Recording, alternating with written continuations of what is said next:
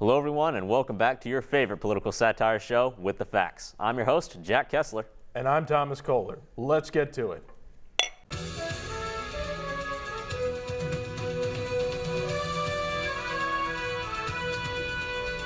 It seems Governor of New York Andrew Cuomo just can't stay out of the spotlight. For most of the year, he's been a media darling, with more serious media outlets than ourselves championing him as the only steady hand on the tiller during the pandemic. Some even put the governor's name forward as a possible presidential contender in the 2024 election. That's all dust in the wind now, though, as Governor Cuomo has come under fire both for deliberately obscuring the number of pandemic-related deaths in New York's nursing homes to shore up his image, and for sexually harassing current and former state employees. High-profile New York Democrats and Republicans, including AOC and Jerry Nadler, have all called for Cuomo to resign, but he's not budging. No.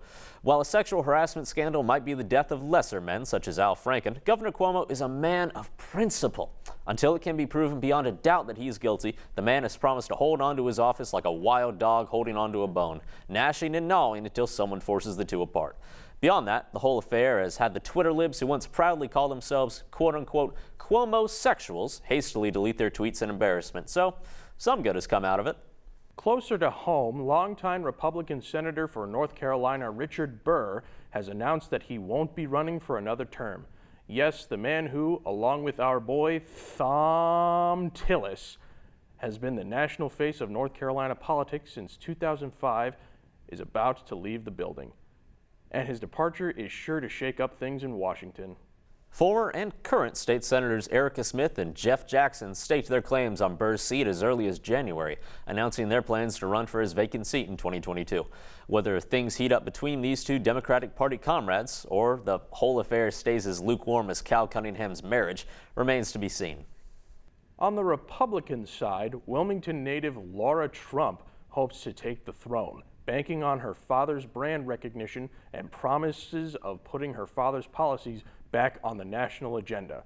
Her entry into the pre-race is surely an omen. We can expect more Trump loyalists to fight for seats in the future.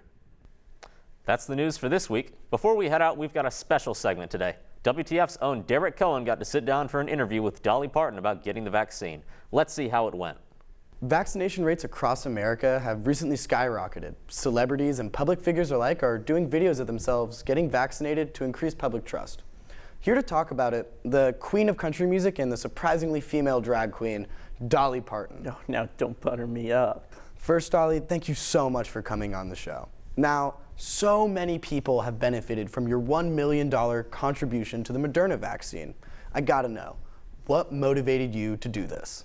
Well, I know with all that's going on, it's important to help out one another as much as possible so that we can get back to seeing each other in person. I couldn't have said it better myself. Now, COVID has lasting effects and has changed us all for the better or the worse. What is one thing that COVID-19 has changed about you? Well, ever since quarantine, I've had much time to work on projects such as my new fragrance and multiple Netflix specials. But I just have to say that I'm honored to be able to help out my neighbors in any way that I can. And I will say, after this Moderna vaccine, I feel 50 years younger. Well, you certainly look it. Now, obviously, there's been some key differences on how the former administration and the current administration has handled the pandemic. What are your thoughts on that? Well, you know, politics can be so polarizing, but I'd just say one thing we can agree on is watching my Netflix specials and buying my fragrance.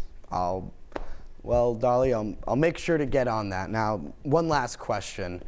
What's your message to the American people? Don't be a chicken squat. Get out and get your shot. All right, Dolly, thank you so much for coming on the show, and I would love to have you back. Thank you.